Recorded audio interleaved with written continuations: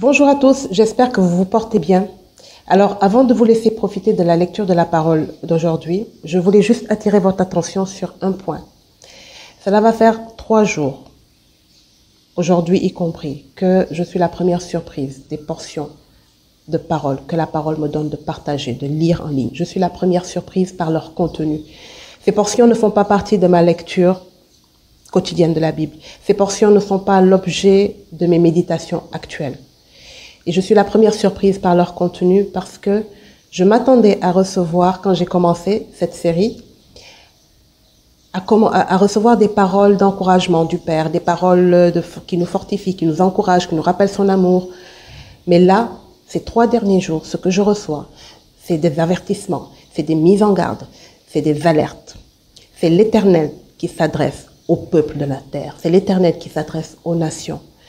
Quelle que soit ta religion, il y a un seul vrai Dieu, le Créateur des cieux et de la terre. Et c'est lui qui s'adresse au peuple de la terre. Que ceux qui ont des oreilles pour entendre, entendent.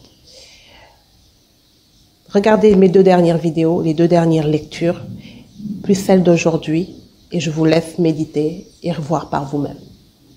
Amen. Que le Seigneur vous bénisse. Cieux, écoutez, terre, prête l'oreille, car l'Éternel parle. J'ai nourri et élevé des enfants, mais ils se sont révoltés contre moi. Le bœuf connaît son possesseur et l'âne la crèche de son maître. Israël ne connaît rien.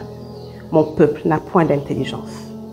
Malheur à la nation pécheresse, au peuple chargé d'iniquité, à la race des méchants, aux enfants corrompus. Ils ont abandonné l'Éternel. Ils ont méprisé le Saint d'Israël. Ils se sont retirés en arrière. Quel châtiment nouveau vous infligez quand vous multipliez vos révoltes? La tête entière est malade et tout le cœur est souffrant. De la plante du pied jusqu'à la tête, rien n'est en bon état. Ce ne sont que blessures, contusions et plaies vives qui n'ont été ni pansées, ni bandées, ni adoucies par l'huile. Votre pays est dévasté, vos villes sont consumées par le feu. Des étrangers dévorent vos campagnes sous vos yeux. Ils ravagent et détruisent comme des barbares. Et la fille de Sion est restée comme une cabane dans une vigne, comme une hutte dans un champ de concombre, comme une ville épargnée. Si l'Éternel des armées nous eût conservé un faible reste, nous serions comme Sodome, nous ressemblerions à Gomorrhe. Écoutez la parole de l'Éternel, chef de Sodome. Prête l'oreille à la loi de notre Dieu, peuple de Gomorrhe. Qu'ai-je à faire de la multitude de vos sacrifices? Dit l'Éternel. Je suis rassasié des holocaustes de béliers et de la graisse des veaux. Je ne prends point plaisir au sang des taureaux, des brebis et des boucs. Quand vous venez vous présenter devant moi, qui vous demande de souiller mes parvis? Cessez d'apporter vos vaines offrandes. J'ai en horreur l'encens, les nouvelles lunes, les sabbats et les assemblées. Je ne puis voir le crime s'associer aux solennités. Mon âme et vos nouvelles lunes et vos fêtes, elles me sont à charge. Je suis là de les supporter. Quand vous étendez vos mains, je détourne mes yeux. Quand vous multipliez les prières, je n'écoute pas. Vos mains sont pleines de sang. Lavez-vous, purifiez-vous, ôtez de devant mes yeux la méchanceté de vos actions. Cessez de faire le mal. Apprenez à faire le bien.